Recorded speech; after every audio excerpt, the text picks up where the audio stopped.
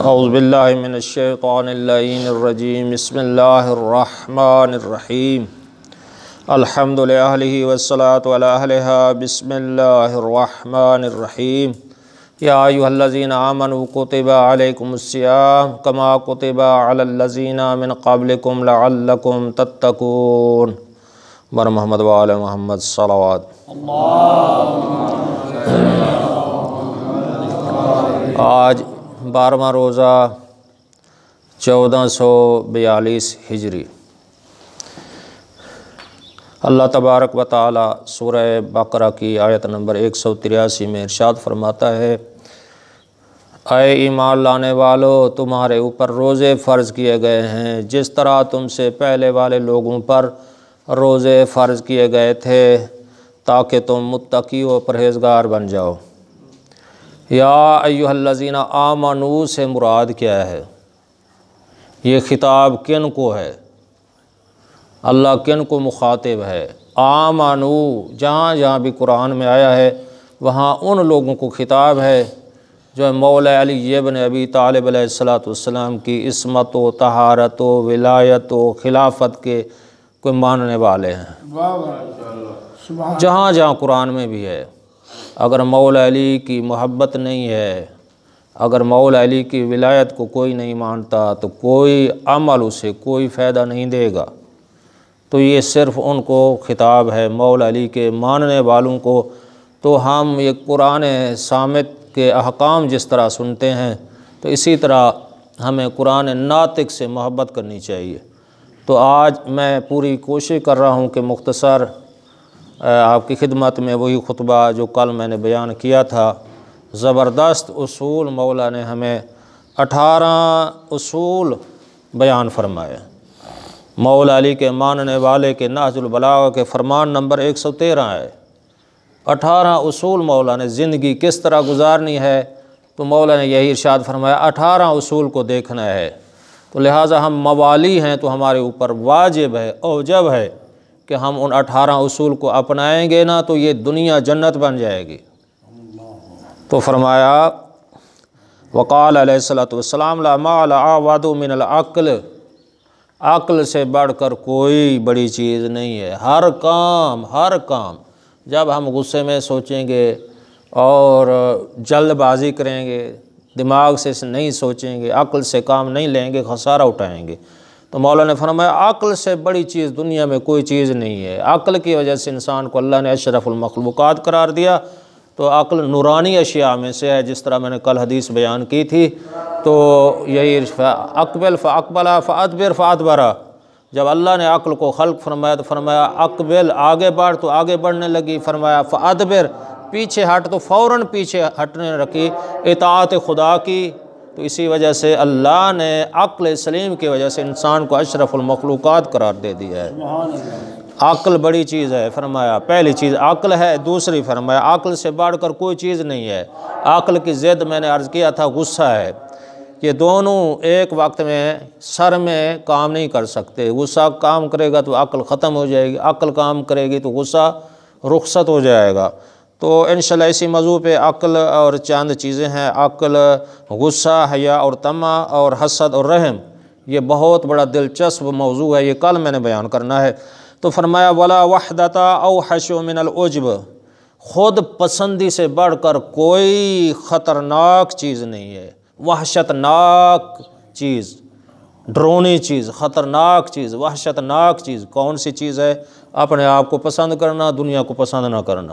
بس میں ہوں اور کچھ نہیں ہے، میں ہوں سارا دن اپنی سٹوری سنانا، میں نے ایسا کیا، میں نے فلاں کیا، میں نے فلاں، اپنے گیت گاتے رہیں۔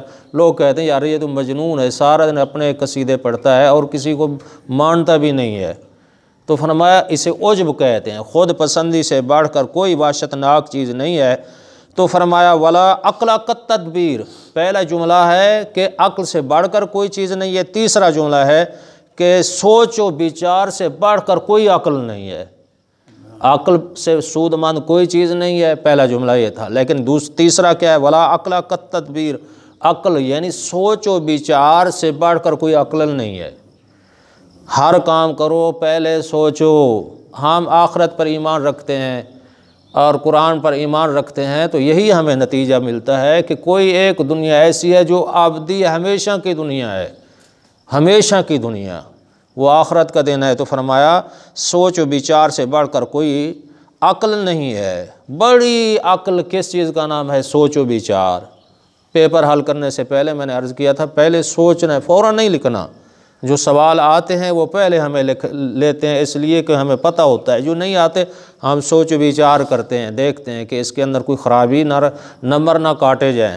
تو یہی ہے کہ عقل سے بڑھ کر جو ہے نا، سوچ و بچار سے بڑھ کر کوئی عقل نہیں ہے۔ فرمایا ولا کرم کا تقویٰ، تقویٰ و پرہیزگاری، خوف خدا سے بڑھ کر کوئی عزت نہیں ہے۔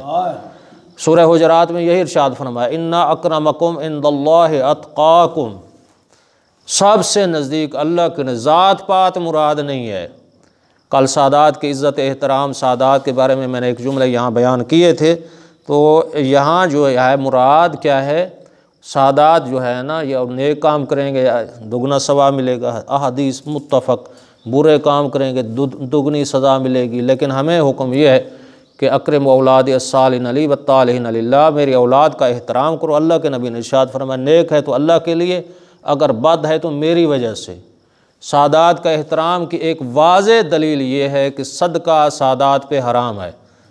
وہ ہاتھ کی میل و کچیل جو ہے غیر سید کی، اللہ نے یعنی یہ حکم دیا۔ اہل سنت میں یہی فقہا کہتے ہیں، شیعہ سنی میں اتفاق ہے، وہ بھی کہتے ہیں صدقہ جو ہے نا سادات پہ حرام ہے، جس کی وجہ کہ غیر سید کا صدقہ سید لے سکتا ہے، لیکن غیر سید کا صدقہ سید نہیں لے سکتا، جس کی سبب یہ بیان کی گئی ہے کہ غیر سید کے بدن اور ہاتھ کی میل و کچیل ہے، وہ جو ہے نا یعنی سادات کا جو احترام ہے اسے مناسب نہیں ہے۔ سادات کے لیے اللہ نے خمس بنایا ہے۔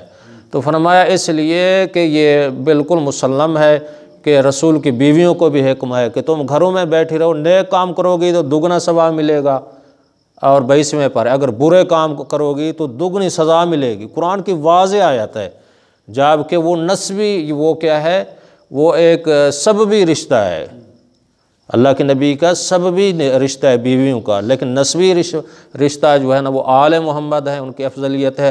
ہاں وہ کہتے ہیں کچھ لوگ یہ اس طرح کہتے ہیں کہ سادات جو ہے نا وہ صرف 14 معصوم ہیں، ان کا احترام کرو، آگے کسی کا سید کا احترام نہیں، یہ بھی بات غلط ہے۔ اس لیے صدقہ جب سید پہ حرام ہے، بات قیامت تک حرام ہے، تو سید کی افضلیت کی یہ کیا ہے؟ دلیل ہے۔ تو اس لیے بہت سے برقع یہ موضوع کسی وقت میں نے بیان کرنا ہے، تو یہاں یہ میں اپنا مدعا کو یہ ثابت کرنا چاہتا ہوں۔ اللہ فرمایا سب کے نزدیک جو عزت مند ہے وہ صاحب تقویٰ ہے۔ اگر ایک ہم جسے کمی کہتے ہیں، فلاں قوم فلاں قوم فلاں قوم، اگر آل محمد کا ماننے والا ہے اور محبت اہل بیت رکھنے والا ہے، اگر اس کا اخلاق اچھا ہے، دین اچھا ہے، اور فرمایا وہ اللہ کے نزدیک وہ محترم ہے، اللہ کے نزدیک وہ محترم ہے۔ کسی نے مولا سے ایک جلاح کا واقعہ ملتا ہے چھٹے امام علیہ السلام کے دور میں، اور کسی بڑے آدمی سے رشتہ اس نے طلب کیا کسی کے ذریعے، تو وہ آدمی اسے پکڑ کر گرفتار کر کے امام کی خدمت میں لے گیا، اور یہ کہتے ہیں کہ مولا اس نے میری بیٹی کا رشتہ طلب کیا، اس نے میری توہین کر دی ہے، اس نے میری توہین کر دی۔ مولا نے فرمایا ہماری ولایت کا کلمہ پڑھتا ہے نا؟ تو جی بالکل یہ پڑھتا ہے، آپ کو صحیح ہے، نیک ہے، پرہیزگار ہے، لیکن قوم کا جلاحہ ہے، یہ کمی ان کے نزدیک جو کمی قوم سمجھی جاتی تھی۔ لیکن مولا نے فرمایا نہیں، اگر یہ مر جائے اسی حالت میں یہ جنت میں جائے گا، قیامت کے دن جی جائے گا۔ جنت کی حور سے کیا ہوگی؟ شادی ہوگی جی ہوگی۔ تو مولا نے فرمایا جس کی جنت کی حور سے شادی ہے، جس کے سینے میں ایک بڑی چیز ہے ہماری ولایت، کیا وہ تیری بیٹی سے شادی نہیں کر سکتا؟ تو یہ قوم قبیلہ معیار قطعاً نہیں ہے، قرآن کی واضح آیت ہے۔ تو کیا ہے؟ اللہ کے نزدیک جو کیا ہے سب سے زیادہ احکام شریعت پہ عمل کرنے والا ہے، اس کا اللہ کے نزدیک بڑا احترام ہے، تقویٰ سے بڑھ کر کوئی عزت نہیں ہے۔ تو فرمایا ولا قرین کا حسن الخلق، اچھے اخلاق سے بڑھ کر کوئی ساتھی نہیں ہے۔ اگر ایک بد اخلاق ہے، بد اخلاق اس کا اخلاق ٹھیک نہیں ہے، بڑی خطرناک چیز ہے۔ اگر اخلاق، ہاں دین سے پہلے، احکام سے پہلے، شریعت سے پہلے اور تمام سارے احکام سے پہلے اخلاق اچھا ہونا چاہیے۔ اگر اخلاق اچھا نہیں ہے، دین بیکار ہے اس کا، اسے کوئی چیز فائدہ نہیں دے گی۔ قرآن کی بہت سی آیات ہیں، اگر میں یہاں بیان کروں گا وقت نکل جائے گا۔ تو اچھا اخلاق ضروری ہے، اخلاق ہوگا تو دین داخل ہوگا، اخلاق نہیں ہوگا تو جتنا سجدے، جتنا نمازیں، حج، روزے، زکوٰۃ جو کرو اسے کوئی فائدہ نہیں ہے۔ تو فرمایا ولا میراث کالادب، ادب سے بڑھ کر کوئی میراث نہیں ہے۔ میں نے عرض کیا تھا ان یعلمہ القرآن ان یحسن اسمہ و ان یحسن ادبہ، سب سے پہلے بچے کا نام اچھا رکھو، ادب سکھاؤ اور اسے اخلاق سکھاؤ، سب سے پہلے احکام دین قرآن کی تعلیم دو۔ تو فرمایا ادب سے بڑھ کر کوئی میراث نہیں ہے۔ ولا قاعدہ کالتوفیق، توفیق سے بڑھ کر کوئی قید نہیں ہے۔ کوئی شخص کہتا ہے کہ میں قید بننا چاہتا ہوں، میں صدر بننا چاہتا ہوں، فلاں ہوں، اور وہ کام ہی نہ کرے، گھر بیٹھا رہے یا بیمار ہو جائے، توفیق بھی نہ ہو، چل پھر نہ سکے، رابطے نہ کر سکے، تو وہ قید کیسا، وہ منصب کیسا، وہ عہدہ کیسا، وہ وزارت کیسی، وہ سلطنت کیسی؟ تو مولا نے یہی فرمایا توفیق نہیں ہے، رابطے نہیں ہے اور محنت نہیں ہے، توفیق نہیں ہے، تو یہ توفیق سے بڑھ کر کوئی قید نہیں ہے۔ مولا نے فرمایا بڑا ایک اصول مولا نے ہمیں ارشاد فرمایا، لا تجارت کالعمل الصالح، فرمایا تجارت کون سی اچھی ہے؟ ہم تو یہی کہتے ہیں کہ بس نوٹوں کی تجارت کر لی اور کچھ اشیاء کی تجارت کر لی تو بس یہ تجارت ہوگی، کمال یا نہ۔ مولا کی نظروں میں تجارت کون سی اچھی ہے؟ فرمایا عمل صالح سے بڑھ کر کوئی تجارت نہیں ہے، عمل صالح سب سے بہترین تجارت ہے۔ تو فرمایا ولا ربح کالثواب، تو فرمایا ثواب سے بڑھ کر کوئی منافع نہیں ہے، ثواب سے بڑھ کر کوئی منافع نہیں ہے۔ نیک کام کرو گے تو یہ ثواب ملے گا، یہ سب سے بڑا منافع ہے۔ ہم یہ منافع نہیں دیکھتے، ہماری عادت کیا ہے، مال، دکان کا منافع، زمینوں کا منافع، تجارت کا منافع ادھر نظر ہم منافع سمجھتے اسے ہیں۔ تو مولا فرمایا نہیں، سب سے بڑا نوافع جو ہے منافع کیا ہے؟ ولا ربح کالثواب، ثواب سے بڑھ کر کوئی منافع نہیں ہے۔ ولا ورع کالوقوف عند الشبہہ، فرمایا جب شبہات، شکوک و شبہات پیدا ہوں وہاں سے ٹھہرنے سے بڑھ کر کوئی پرہیزگاری نہیں ہے۔ شک شبہ ہو جائے یہ کیا ہے، یہ کیا چیز ہے، اس سے ہمیں کیا کرنا چاہیے؟ اجتناب کرنا چاہیے۔ شکوک شبہات کے موقع پہ ہمیں بچنا چاہیے، اس سے بڑھ کر کوئی کیا ہے؟ فرمایا کوئی پرہیزگاری نہیں ہے۔ ولا زہد کالزہد فی الحرام، فرمایا حرام کاموں سے بچنا، حرام کاموں کا انکار کر دینا، حرام کاموں سے بے رغبتی اختیار کرنا، اس سے بڑھ کر کوئی زہد نہیں ہے۔ زہد کیسی؟ زہد کے لغوی معنی انکار کرنے کے ہیں، بے رغبتی اختیار کرنا، زہد کا معنی جو ہے عربی میں یہی ہے۔ تو فرمایا بڑا زہد کون سا ہے؟ فرمایا زہد حرام کاموں کے انکار کرنے سے بڑھ کر کوئی زہد نہیں ہے۔ کوئی کہے شراب پیو، کہے کہ نہیں پئیں گا، یہ انکار ہے، اور لوٹ مار کرو، نہیں کریں گے، یہ کیا انکار ہے۔ حرام کاموں کا انکار سے بڑھ کر کوئی زہد نہیں ہے۔ کوئی مجبور کرے حرام کام کرو تو کریں گے نہیں ہے، یہ کیا ہے؟ زہد ہے۔ فرمایا حرام کاموں سے رکنے بچنے سے بڑھ کر کوئی زہد نہیں ہے۔ ولا علم کالتفکر، فرمایا سوچ و بچار سے بڑھ کر کوئی علم بھی نہیں ہے۔ خلق اللہ الانسان مفطورا علی التفکیر، اللہ تعالیٰ نے انسان کو فطری طور پر مفکر پیدا کیا ہے۔ دیکھتے ہو کہ جب بچہ پیدا ہوتا ہے، چھوٹا ہوتا ہے، عقل بالکل نرم ہوتی ہے، تو وہ کیا ہے؟ ادھر ادھر دیکھتا ہے، پھر وہ بولنے لگ جاتا ہے، پھر وہ بڑھتا ہے، پھر وہ اچھائی برائی کو جانتا ہے، یہ سلسلہ، یہ تفکر ہے، آگے بڑھتا بڑھتا بڑھ جاتا ہے۔ تو فرمایا علم سے بڑھ کر کوئی تفکر نہیں ہے۔ تو فرمایا ولا عبادت کا اداء الفرائض، فرائض کی ادائیگی سے بڑھ کر کوئی عبادت نہیں ہے۔ حج واجب ادا کر دیا، زکوٰۃ واجب ادا کر دی، فطرہ واجب ادا کر دیا، زکوٰۃ واجب، خمس واجب، واجبات ادا کر کے تو کیا ہے یہ عبادت؟ فرمایا فرائض کی ادائیگی سے بڑھ کر کوئی عبادت نہیں ہے۔ فرائض ادا ہوں گے تو یہ سب سے بڑی عبادت ہے۔ ولا ایمان کالحیاء والصبر، فرمایا حیا اور سب سے بڑھ کر کوئی ایمان نہیں ہے۔ حیا نہیں ہے، ایمان نہیں ہے، صبر نہیں ہے، ایمان نہیں ہے۔ مولا فرماتے ہیں حیا اور صبر سے بڑھ کر کوئی ایمان نہیں ہے۔ سب سے بڑا ایمان کون سا ہے؟ حیا اور صبر ہے۔ فرمایا ولا حسب کالتواضع، عاجزی انکساری سے بڑھ کر کوئی حسب نسب نہیں ہے۔ ہم تو پوچھتے ہیں فلاں کیا، اتنا جی بکریاں، اتنا جی ڈنگر، اتنا جی حیوان، اتنا گاڑیاں، اتنا مربع، اتنا اور یہ خاندان، ایسا خاندان، اسی کو ہم شمار کرتے ہیں نا۔ حسب نسب پوچھنا ہے تو کیا ہے، عاجزی انکساری سے بڑھ کر کوئی انسان کا حسب نسب نہیں ہے۔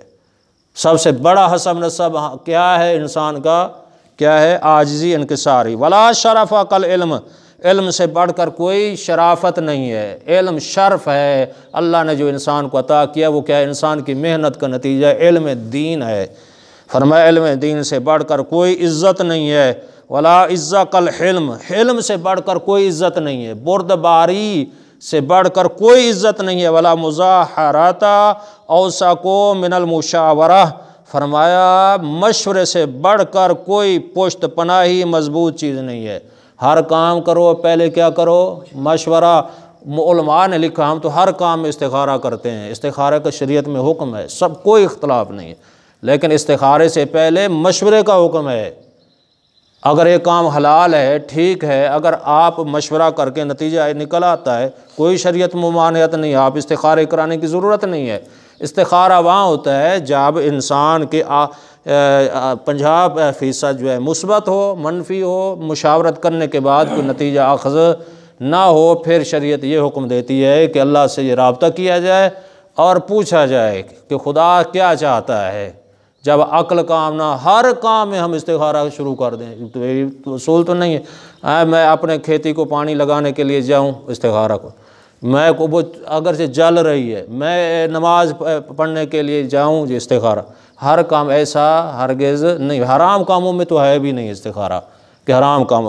تو عزیزان گرامی یہی فرمایا عقل سے بڑھ کر کوئی بڑی چیز نہیں ہے، اور خود بینی سے بڑھ کر کوئی وحشت ناک چیز نہیں ہے، سوچ و بچار سے بڑھ کر کوئی عقل نہیں ہے، تقوی سے بڑھ کر کوئی عزت نہیں ہے، اچھے اخلاق سے بڑھ کر کوئی ساتھی نہیں ہے، ادب سے بڑھ کر کوئی میراث نہیں ہے، توفیق سے بڑھ کر کوئی قید نہیں ہے، عمل صالح سے بڑھ کر کوئی تجارت نہیں ہے، ثواب سے بڑھ کر کوئی منافع نہیں ہے، اور شکوک و شبہات سے ٹھہرنے سے بڑھ کر کوئی پرہیزگاری نہیں ہے، اور حرام سے بچنے سے بڑھ کر کوئی زہد نہیں ہے، تفکر سوچ و بچار سے بڑھ کر کوئی علم نہیں ہے، ادائے فرائض سے بڑھ کر کوئی عبادت نہیں ہے، حیا و صبر سے بڑھ کر کوئی ایمان نہیں ہے، تواضع سے بڑھ کر کوئی حسب نسب نہیں ہے، علم سے بڑھ کر کوئی شرف نہیں ہے، حلم سے بڑھ کر کوئی عزت نہیں ہے، مشورے سے بڑھ کر کوئی مضبوط پناہی پشت پناہی نہیں ہے۔